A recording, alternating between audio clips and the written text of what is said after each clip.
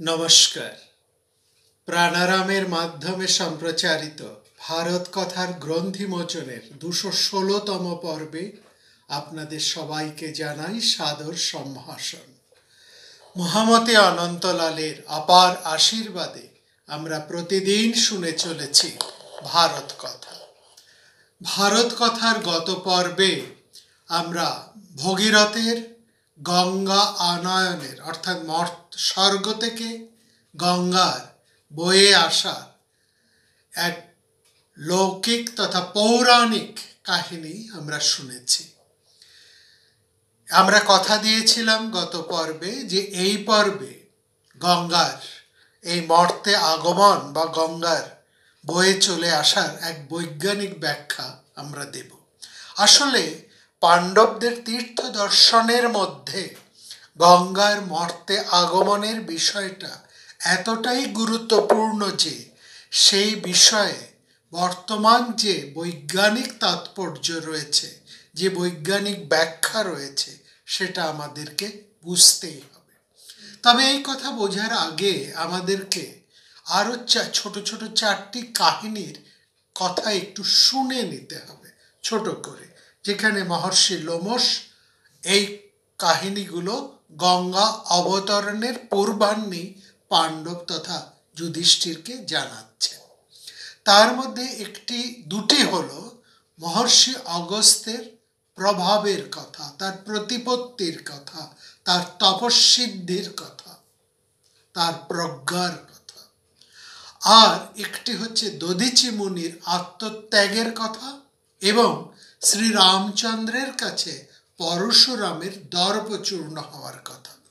শেষ কথা দুটিতে যদি আমরা আসি, অর্থাৎ ভগীরথে দধিচি মুনির আত্মত্যাগের কথা, যা আমরা ইতিমধ্যে শুনেছি তীর্থ পর্যায়ে, সুতরাং আমরা সেই কাহিনীতে আর যাব না। দধিচি মুনি দেবতাদের কল্যাণের জন্য আত্মত্যাগ করেছেন, সে কথা আমরা পূর্বে শুনেছি এবং ভবিষ্যতেও আমরা এই কাহিনী আরও কয়েকবার উল্লেখ করব। এরপরে আসি পরশুরামের দর্পচূর্ণ হওয়ার কথা শ্রীরামের কাছে, অর্থাৎ প্রবীণ বা প্রাচীন শক্তি নতুন শক্তির কাছে, নবীন শক্তির কাছে প্রবীণ শক্তির পরাভব। এই কাহিনীর বর্ণনার মধ্যেও আমরা যাব না, শুধু এইটুকুই আমরা বলে রাখি, নবীনের কাছে প্রবীণের পরাভব, কারণ এই কাহিনীও আমরা ভবিষ্যতে উল্লেখ করব। এবার সরাসরি চলে আসি অগস্ত্য মুনির কথায়। যে অগস্ত্য মুনির কথা আমরা গত 2-3টি পর্ব ধরে শুনেছি অগস্ত্য এবং তার স্ত্রী লোপামুদ্রার কথা। সে অগস্ত্য মুনির কতখানি সে সময় প্রসিদ্ধ এবং বিখ্যাত মুনি ছিলেন, সেই ব্যাপারে তার প্রভাব সম্পর্কে এই দুটি কাহিনী বলা হয়েছে। একটিতে বলা হয়েছে অগস্ত্য মুনির বিন্ধ্য অতিক্রম করার ঘটনা, বা যাকে পুরাণকারেরা বিন্ধ্য পর্বতের শিষ্যত্ব গ্রহণের কথা বলেছেন অগস্ত্য মুনির কাছে, এবং অন্যটি অগস্ত্য মুনির চুমুকের সমুদ্র শোষণের কথা। এই দুটি কাহিনী অগস্ত্যের সমুদ্র শাসন কিংবা তার সমুদ্র যাত্রার ইতিহাস অথবা বিন্ধ্য পর্বতের শিষ্যত্ব গ্রহণ, এই সবটির লক্ষ্য এক, অর্থাৎ উত্তর ভারত হতে মধ্য ভারত হয়ে দক্ষিণ ভারতে আর্যায়নের গতিপথ। আমরা আগেই বলেছি মহর্ষি অগস্ত্যের হাত ধরেই আর্যায়ন ঘটেছিল উত্তর হতে মধ্য ভারত হয়ে দক্ষিণ ভারতে। এই আর্যায়নের ফলে যে প্রতিবন্ধক হিসেবে উত্তর মধ্য এবং মধ্য দক্ষিণের মধ্যে প্রতিবিন্ধ হিসাবে যে বিন্ধ্য পর্বত দাঁড়িয়েছিলেন, সেই বিন্ধ্য পর্বত ভেদ করে পথ তৈরি করে অগস্ত্য মুনি আর্য সভ্যতাকে বইয়ে নিয়ে গেছেন দক্ষিণ ভারতে।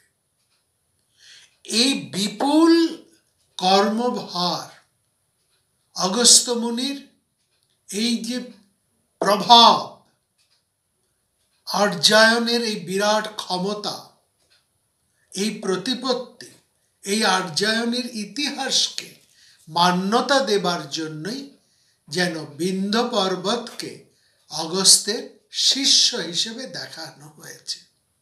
ভারতের উত্তর দিকে হিমালয় যেমন প্রাচীরের মতন দাঁড়িয়ে আছে, যাকে অতিক্রম করে সহজে ভারতে পদার্পণ করতে পারে না অন্য কেউ, তাকে হিমালয় অতিক্রম করেই ভারতবর্ষে প্রবেশ করতে হয়।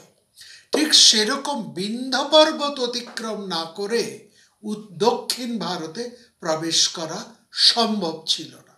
সেই কঠিন উদ্ধত বিশাল বিন্ধ্য পর্বতের বক্ষ ভেদ করে, পথ বের করে আর্যায়নের বিপুল প্রভাবকে দক্ষিণ ভারতে ছড়িয়ে দিয়েছিলেন যে ঋষি, তার নাম অগস্ত্য, এবং তার প্রতিপত্তির কথাই এখানে বলা হয়েছে। আর সমুদ্র শাসন হচ্ছে, আমরা জানি আর্য এবং অনার্যদের, অর্থাৎ দেবতাদের সাথে অসুরদের বৈমাত্রেয়তার মধ্যে যে শত্রুতার সৃষ্টি হয়েছিল স্বর্গ অধিকার নিয়ে, যেখানে দেবতারা অসুরদেরকে স্বর্গ থেকে বিতাড়িত করেছিলেন এবং অসুররা এসে আশ্রয় নিয়েছিলেন দক্ষিণে বা পাতাল দেশে। উত্তর মানে উঁচু, দক্ষিণ মানে নিচু, এই পাতালে। সেখান থেকে অসুরেরা মাঝে মাঝে স্বর্গ অভিযান করতেন, স্বর্গ আক্রমণ করতেন এবং স্বর্গ অধিকারও করে তারা রাখতেন। আবার দেবতারা তাদেরকে স্বর্গ থেকে বিতাড়িত করতেন। এই অসুরেরা মাঝে মাঝেই দেবতাদের বিরুদ্ধে যুদ্ধ করতেন, স্বর্গে অধিকার সৃষ্টি করতেন বা স্বর্গ আক্রমণ করতেন, এবং দেবতাদের সমর্থক ঋষি মুনি মানুষদেরকে তারা মেরেও ফেলতেন, তাদের আশ্রম লুণ্ঠন করতেন, জ্বালিয়ে পুড়িয়ে দিতেন, যেহেতু তারা দেবতাদের সমর্থক ছিলেন। ফলত এই যখন যুদ্ধ হতো তখন অসুরেরা লুকিয়ে এসে আশ্রয় নিতেন এই পাতালে। পাতাল অর্থাৎ সমুদ্রের চারপাশে তাদের বসতি স্থাপন করে তাদের রাজ্য রাজধানী সব তৈরি করেছে। আপনারা জানেন রাবণের সোনার লঙ্কা এই সমুদ্রের মধ্যে শ্রীলঙ্কার দ্বীপে তৈরি হয়েছিল। অর্থাৎ তারা সমুদ্রের বিভিন্ন দেশেও তারা তাদের আশ্রয়, ঘর বাড়ি, রাজ্য, দুর্গ তৈরি করেছিলেন। অগস্ত্য মুনি তিনি সমুদ্র শাসন করে, অর্থাৎ যেন সমুদ্রের জল শুষে নিয়ে রাক্ষসদের নিকেশ করেছিলেন, তাদের আশ্রয়চ্যুত করেছিলেন। আমরা কি দেখছি? অগস্ত্য মুনির এক চরিত্রের মধ্যে বহু গুণের সমাহার। তিনি বিখ্যাত মুনি, তিনি তপস্যা স্নাত, তিনি ভীষণ তপশক্তির অধিকারী, তপস্বী হিসাবে তিনি সেকালে সর্বজনমান্য, সর্বজন শ্রদ্ধেয়। তিনি প্রজ্ঞাবান, বিদগ্ধ পুরুষ। শুধু তাই নয়, তিনি রাজশাসনটি, রাজধর্ম তিনি জানেন, তিনি বার্তা শাস্ত্র, রাজশাস্ত্র যেমন জানেন তেমনি বার্তা শাস্ত্র বা অর্থনীতিও তিনি ভালো বোঝেন, এবং সেকালের যে যুদ্ধবিদ্যা সেটিওতে তিনি প্রবল আগ্রহী, এবং তিনি সেই বিদ্যাতেও তিনি নিপুণ। তিনি অসুরদেরকেও নানাভাবে উৎখাত করেছিলেন। এত গুণসম্পন্ন এবং আর্য সভ্যতার বিস্তারকারী অগস্ত্যের এই জন্য সে প্রাচীনকালে এক বিখ্যাত মুনি। তার জন্যে আমরা দেখেছি ভারতবর্ষের বিভিন্ন স্থানে, একেবারে সুদূর উত্তর হতে দক্ষিণ ভারত, পূর্ব হতে মধ্য ভারত, পশ্চিম ভারত, বিভিন্ন জায়গায় তার আশ্রম ছড়িয়ে আছে। অগস্ত্য এতটাই বিখ্যাত এবং তিনি সম্ভ্রান্ত সর্বজনশ্রদ্ধেয় ঋষি ছিলেন এবং তার প্রভাব সারা ভারতবর্ষ জুড়ে ছড়িয়েছিল। এরপরে আমরা চলে আসি এই গঙ্গার অবতরণের কাহিনীতে। গত পর্বে আমরা পুরাণ কথিত, লৌকিক কথিত কাহিনীটি শুনেছি।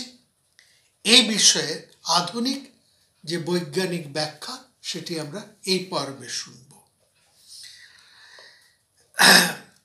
এইখানে কয়েকটা মিথিক্যাল বা কয়েকটা পৌরাণিক গাঁট আমরা, গ্রন্থি আমরা খুলে দেখছি। প্রথমে দেখুন, বলা হয়েছে, আমরা দেখলাম গঙ্গাকে বইয়ে আনার এই কাজে যুক্ত হয়েছেন সগর রাজা। তার পরিকল্পনাটা তার। তিনি গঙ্গাকে স্বর্গ হতে অর্থাৎ হিমালয় হতে তিনি পূর্ব ভারতের এই দক্ষিণবঙ্গে নিয়ে আসার পরিকল্পনা করেছিলেন। এটি হচ্ছে তার সগর রাজার পরিকল্পনা। এই পরিকল্পনায় সেকালে প্রায় আদি প্রবাহ থেকে ভগীরথ এই গঙ্গাকে প্রায় জোর করে দক্ষিণবঙ্গকে সিক্ত করা। গঙ্গা না হলে দুভাবে চলে যেতে পারত। হয় গঙ্গাকে যদি এইভাবে না আনা হতো তাহলে গঙ্গা মানস সরোবরের দিকে চলে যেত, কিংবা গঙ্গাকে যদি আরো নিচে নামিয়ে এনে বিভিন্ন জায়গায় খাল না কাটা হতো তাহলে গঙ্গা পদ্মা ধরে পূর্ববঙ্গের দিকে চলে যেত, দক্ষিণবঙ্গে আসতো না। সুতরাং এটা একটা ভীষণ প্রাচীন পূর্তকর্ম, একটা গুরুত্বপূর্ণ সে প্রাচীনকালে পূর্তকর্ম, যার ফলে গঙ্গার আদিস্রোতকে দুবার বাঁক ঘুরিয়ে দক্ষিণবঙ্গ হয়ে সাগরের সাথে মেলানো হয়েছে। কিভাবে হয়েছে এবার দেখুন। এই যে তার পরিকল্পনা করলেন সগর রাজা। সগর রাজা কি করলেন? 60,000 সন্তান। প্রাচীন আমরা শব্দে মানে পৌরাণিক শব্দ অভিধানে আমরা দেখি সন্তান এবং প্রজাকে এক অর্থে বলা হচ্ছে, অর্থাৎ যা প্রজারা রাজার সন্তান তুল্য। এই 60,000 শ্রমিক যারা সগরের পরিকল্পনা মতো গঙ্গার খাত খুঁড়তে খুঁড়তে চলেছিলেন, তাদেরকে সাগরের সন্তান হিসেবে বর্ণনা করা হয়। 60,000 শ্রমিককে নিয়োগ করা হয়েছিল এই টোটাল কাজে। এদেরকে বলা হচ্ছে সাগরের সন্তান। এটা হলো প্রথম কথা। দ্বিতীয় কথা, আমরা কি বললাম যে সগর যেন একটা অশ্বমেধ যজ্ঞ করেছে। অশ্বমেধ যজ্ঞ, প্রথমে আসি যজ্ঞ কথায়, তারপরে আসবো কথায়, অশ্বমেধের কথা। যজ্ঞ কর্মের কথা আমরা বহুবার বলেছি। যজ্ঞ কথার মূল অর্থ হলো এক বিরাট, এক বৃহৎ স্বার্থে বহুজনের সম্মিলিত আত্মত্যাগ। বৃহৎ স্বার্থ হচ্ছে এই গঙ্গাকে তার নিজের পথ থেকে ঘুরিয়ে এনে, দুবার ঘুরিয়ে এনে এই দক্ষিণবঙ্গে নিয়ে আসা, এই দক্ষিণবঙ্গকে সিক্ত করা, যার ফলে এই গঙ্গা অববাহিকায় নতুন সভ্যতা গড়ে উঠবে। সেই যে কাজটি, এটা বহুজনের হিতার্থে, বহু জমি, বহু কৃষিক্ষেত্র, বহু সভ্যতা গড়ে উঠবে। এই যে বৃহৎ স্বার্থ, তার জন্য বহু মানুষের, 60,000 শ্রমিকের, তার আরো অনেকের স্বার্থতার, এটিকে হচ্ছে যজ্ঞ কথার মূল অর্থ। এখানে অশ্বমেধ শব্দটা কেন এলো? এখানে আমাদেরকে গিরীন্দ্রশেখর বসুকে একটু অনুসরণ করতে হবে। আমরা যে ব্যাখ্যাটা দেব, আধুনিক ব্যাখ্যা, মূলত আমরা দেব রাজশেখর বসুর ভাই গিরীন্দ্রশেখর বসুর পুরাণ প্রবেশ অনুসারে, এবং কপিল ভট্টাচার্য যিনি একজন বিশিষ্ট ইঞ্জিনিয়ার, সেচ বিশেষজ্ঞ, তার লেখার থেকে। আপনারা ইউটিউব খুললেই কপিল ভট্টাচার্যের কথা পাবেন এবং আরও অনেক তথ্য পাবেন। আমরা ওইসবের মধ্যে যাচ্ছি না, আমরা এই দুজনের মূল কথা আপনাদের কাছে তুলে দিচ্ছি। গিরীন্দ্রশেখর বলছেন এই যে অশ্বমেধের কথাটা তিনি এখানে বলছেন, সেখানে বলছেন এই যে জায়গাটায় গঙ্গাকে ঘুরিয়ে নিয়ে আসা হচ্ছে তার মূল জায়গা থেকে, অর্থাৎ একটা অশ্বক্ষুরাকৃতি পথ, গঙ্গার প্রবাহ চলে যাওয়ার কথা হচ্ছে প্রথমে স্বাভাবিক প্রক্রিয়ায় ছেড়ে যদি দেওয়া হতো, সেটা চলে যেত মানস সরোবরের দিকে। তাহলে গাড়োয়ালের কাছে একটা পূর্তকর্ম হয়েছে, এটা আমরা সবাই দেখতে পাই। গাড়োয়ালের কাছে একটা প্রধান পূর্তকর্ম হয়েছে, যার ফলে গঙ্গা মানস সরোবরের দিকে না গিয়ে গঙ্গা দ্বার বেয়ে নিচের দিকে নেমে আসে। আরেকটা পূর্তকর্ম হয়েছে, প্রধান মানে গুরুত্বপূর্ণ পূর্তকর্ম, পুরোটাই পূর্তকর্ম, এটা এই দুটি গুরুত্বপূর্ণ পূর্তকর্ম। আরেকটি হচ্ছে গঙ্গা পদ্মার দিকে বাঁক না নিয়ে দক্ষিণবঙ্গের দিকে বাঁক নিয়েছে। এই যে দুটো বাঁক, এই দুটো বাঁকই হচ্ছে অশ্বক্ষুরাকৃতি বাঁক। অশ্বক্ষুরের মতন এরকম ইউটার্নের মতন বাঁক তৈরি করা হয়েছে। ফলে এই যে অশ্বক্ষুরাকৃতি যে বাঁক নিয়েছে, এখান থেকে এসেছে অশ্ব শব্দটি, এবং এই পুরোপুরি কাজটিকে অশ্বমেধ যজ্ঞের সাথে তুলনা করা হয়েছে। বোঝা গেল সগর রাজার অশ্বমেধ কর্ম এবং তার 60,000 পুত্রের কথা। তাহলে গঙ্গা যেখানে দক্ষিণমুখী হয়েছে, মানে এই পশ্চিমবঙ্গীয় খাতটুকু নিয়ে আমরা বলছি না, গঙ্গা যেখান থেকে দক্ষিণমুখী ভাগীরথীর সৃষ্টি হয়েছে, যেখানে ভূমি প্রকৃতিটা এতটা উঁচু ছিল, সেখানে কাটা খাল ছাড়া স্বাভাবিক নদীপথ সম্ভবই ছিল না, এবং এইখানে একটা বড় পূর্তকর্ম হয়েছে। এই পূর্তকর্ম যে শুধু গঙ্গার জন্য তৈরি হয়েছে না, ভারতবর্ষে অনেক নদীর জন্যও হয়েছে, সে প্রাচীন কালেই হয়েছে, সেই ইতিহাস অন্য সময় আমরা আলোচনা করব। গিরীন্দ্রশেখর বলছেন যে সগরের মূল বংশধারায়, অর্থাৎ যেহেতু সগরের ছেলে অসমঞ্জ দুর্বিনীত ছিলেন, তাকে সরিয়ে দিয়ে তার ছেলে অংশুমানকে এই কাজের দায়িত্ব দেওয়া হয়েছে, এবং অংশুমানের ধারাতেই সগর বংশ চলছে। এই সগর বংশই মনে রাখবেন বিখ্যাত ইক্ষ্বাকু বংশের, অর্থাৎ যেই বংশে ইক্ষ্বাকুর মতন মহারাজা, দশরথের মতন মহারাজা এবং স্বয়ং শ্রীরামচন্দ্রের জন্ম হয়েছে, এদের সবার পূর্বপুরুষ হচ্ছেন সগর। এই সগরের নাতি হচ্ছে অংশুমান, কারণ সগরের পুত্র অসমঞ্জকে সগর সরিয়ে দিয়েছিলেন, কারণ অসমঞ্জ ছিলেন দুর্বিনীত এবং প্রজাদের উপর ভীষণ অত্যাচারকারী, এই জন্য পিতা তাকে সরিয়ে দিয়ে তার নাতিকে সিংহাসনে দিয়েছে।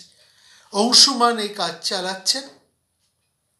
এবার ব্যাপার হচ্ছে, গিরীন্দ্রশেখর বলছেন এই যে বঙ্গদেশ, এই বঙ্গদেশ প্রাচীন কাল থেকে ভীষণ অস্বাস্থ্যকর জায়গা ছিল, বহু প্রাচীন কাল থেকে। কিরকম অস্বাস্থ্যকর, আমি তার আগে দুটো তুলনা দিই আপনাদেরকে। পানামা খাল যখন তৈরি হয়, বিখ্যাত পানামা খাল আমেরিকা, সেই পানামা খাল কিন্তু দুবারে তৈরি হয়েছিল।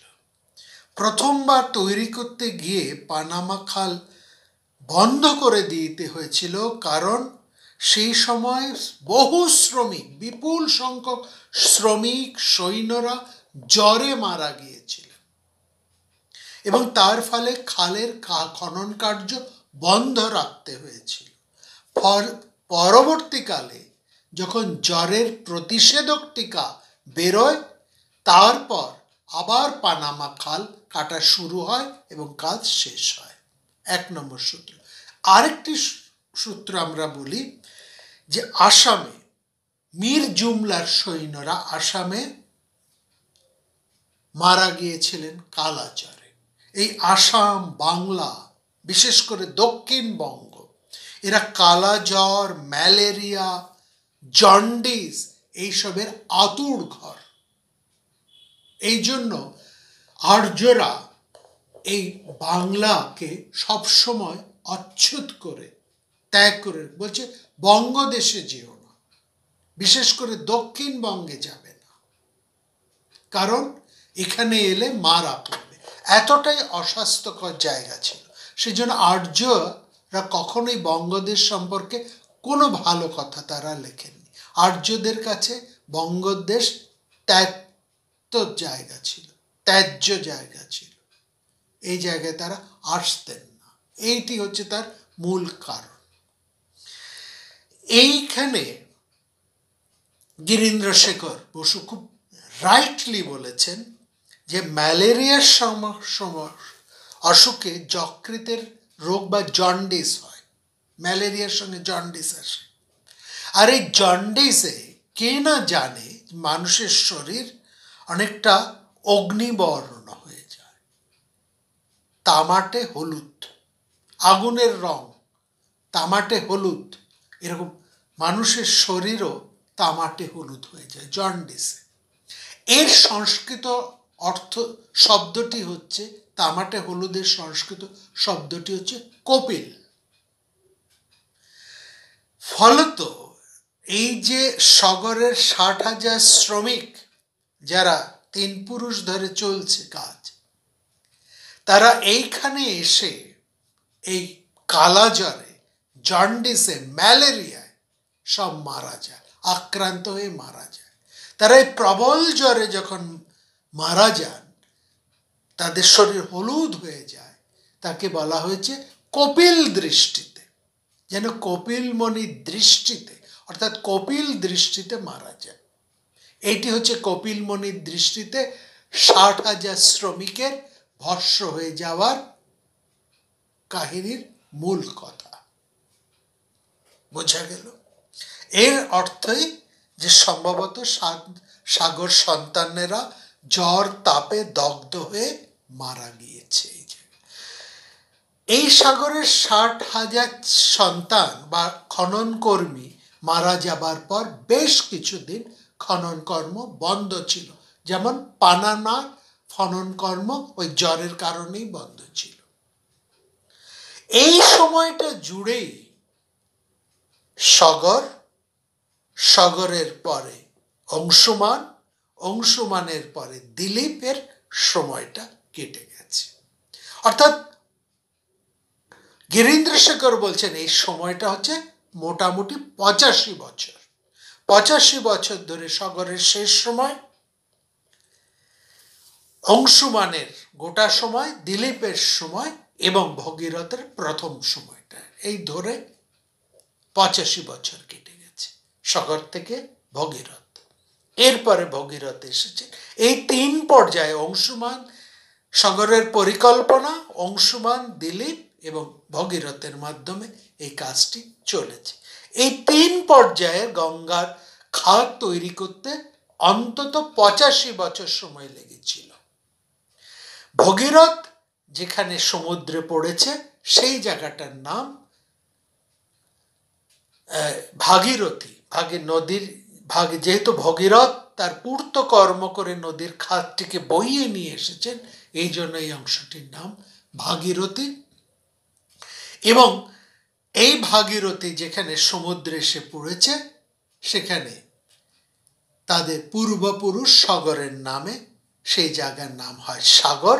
এবং গঙ্গার সেটি জুড়ে দিয়ে নামকরণ করা হয়েছে গঙ্গাসাগর।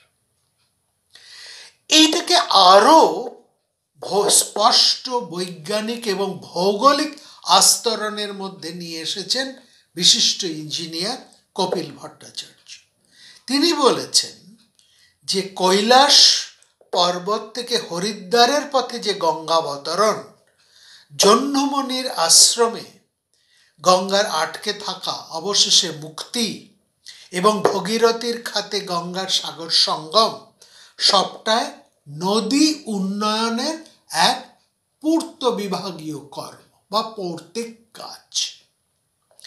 গঙ্গায়নের প্রক্রিয়ায় মহাদেবের জটাজলে আবদ্ধ গঙ্গাটা হচ্ছে গঙ্গোত্রীর হিমাবহ। গঙ্গোত্রীর যে হিমাবহ, যে বরফের আকৃতি, এটা মনে হচ্ছে যেন সাদা জটা।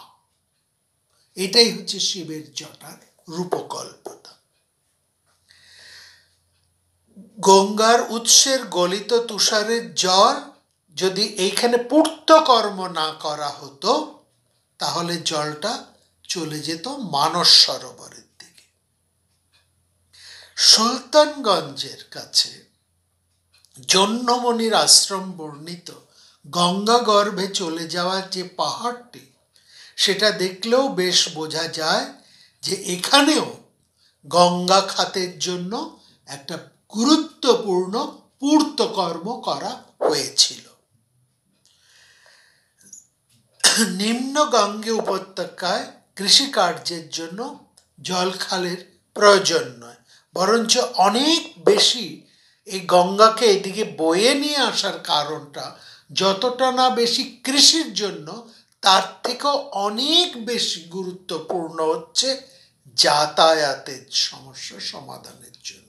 অর্থাৎ পথ বয়ে হেঁটে আসতে যতটা সময় লাগে, রথে বা অন্য গাড়িতে করে আসতে যতটা সময় লাগে, সেকালে জলধারার মধ্যে দিয়ে যদি আসা যায় তাহলে অনেক দ্রুত পৌঁছানো যায়।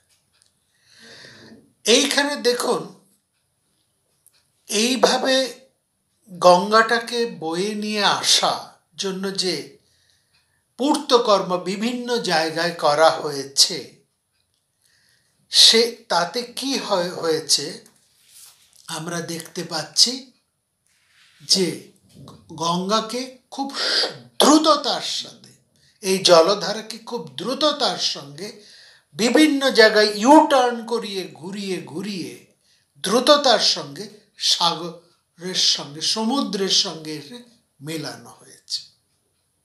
তাহলে কি দাঁড়ালো? দাঁড়ালো এটাই যে অগস্ত্যের বিন্ধ্য পর্বত লঙ্ঘন এবং সমুদ্র শাসন যেমন আর্যায়নের পথ সুগম করেছে, ঠিক একইভাবে হিমালয় থেকে খাত কেটে গঙ্গাকে হরিদ্বার পর্যন্ত নিয়ে আসার পর গঙ্গাকে পূর্ব বাহিনী হতেই আর খুব বেশি অসুবিধে হয়নি।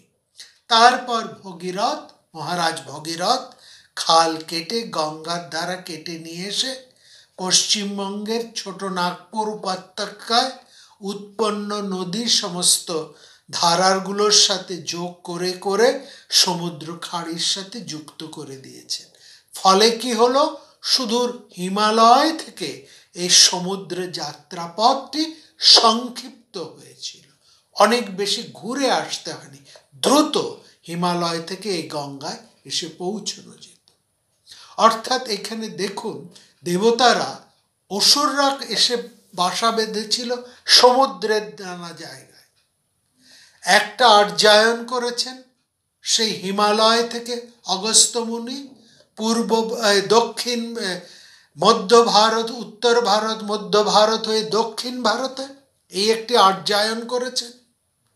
আরেকটি আর্যায়ন করলেন ভগীরথ, তিনি ওই হিমালয় হতে এই গঙ্গা মাধ্যমে এই পূর্ব ভারতের দক্ষিণবঙ্গের সমুদ্রের পথে, অর্থাৎ অসুর রাজ্যে খুব দ্রুত দেবতারা চলে আসতে পারে। এখনো তো দেখুন, আমরা মাঝে মাঝে শুনি আমাদের প্রতিবেশী শত্রুরা বা প্রতিবেশী দেশরা ভারতবর্ষের নানা প্রান্তে, হিমালয়ের বিভিন্ন অঞ্চলে, পাহাড়ের নানা অঞ্চলে নানা পোস্ট, নানা ঘাঁটি, নানা রাস্তা তৈরি করছে।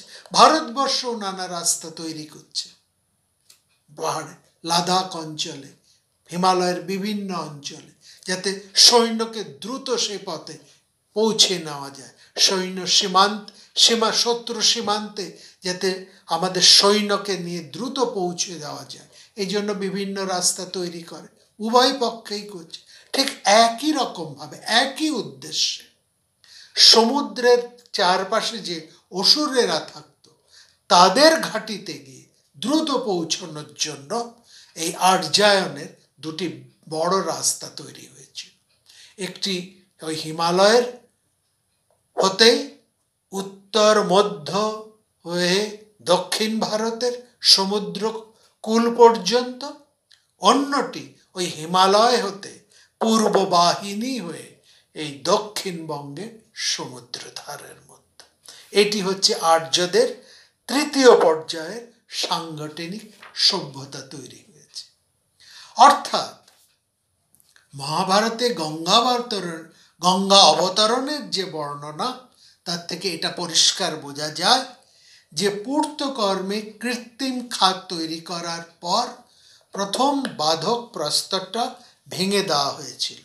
তারপরে জল যেভাবে নিম্নমুখী হওয়ার কথা, সেভাবে জল কিন্তু বিরাট জলস্বরের মধ্যে দিয়ে চলতে থাকে, এবং তার ফলে সেই জলধারা ক্রমশই